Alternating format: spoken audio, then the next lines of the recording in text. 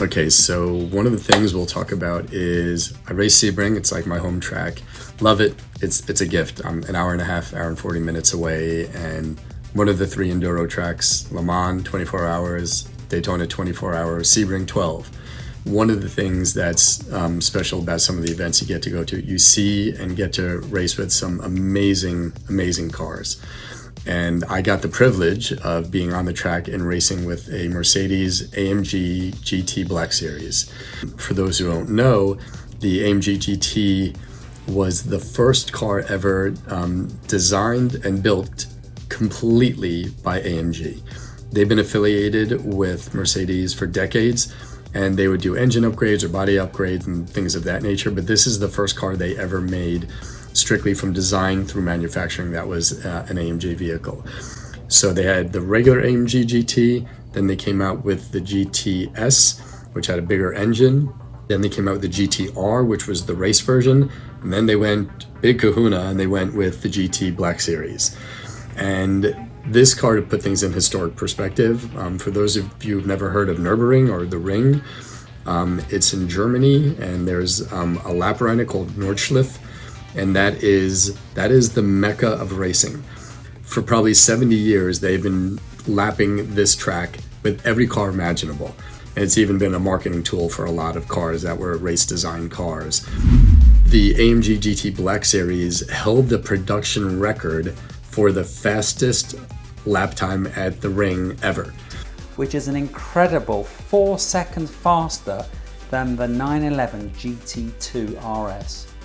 That's how good of a track car this is. I actually have an AMG GTS. Yes, it's worked. I didn't work it, somebody else did, but now I've got it, and it has an insane amount of horsepower. The GT Black series has 770. Mine has a little more than that, but this has tremendous aero, suspension system, and it's an amazing track car. And so this particular day, I got the pleasure of actually getting to race with one. And I figured I would make it like 3 or 4 turns and that would be the end of it and I'd never see him again. So in this video, you'll see it's right at the end of turn 17. He takes the inside, and then I try to keep up with him for a little bit. So this is us coming out of turn 17, heading down the straightaway to the finish line. I'm in my ZR1 and I'm moving pretty good. I'm almost at $150 here. We're coming into turn 1. He actually is pretty wide there. You should be under the 0 sign there and take it tight. So he actually didn't take the best line. So I'm pretty happy. I'm getting to hang with him for a little bit at this point. I'm just happy to get to watch this car. I could tell he's not the most experienced driver at Sebring just by the lines he's taking. His car can take much tighter lines than mine. We're heading now in between up to turn 6. Super long straightaway here. You can get up to $150 if you catch it right. And this is a really unique turn because you're going to be doing pretty good speeds at this point. And then what's going to happen is you are going to brake significantly from 140 or 50 down to 40 or 41 into turn 7.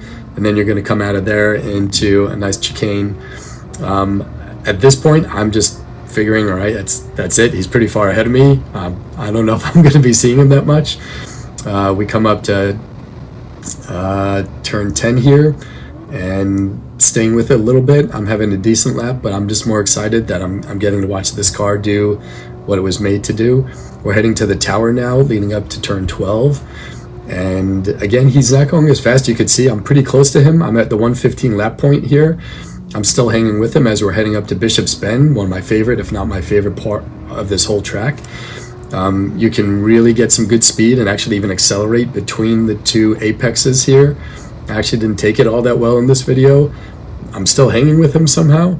Now we come up, he's got another car in front of him. Maybe he's got a little white Porsche or something.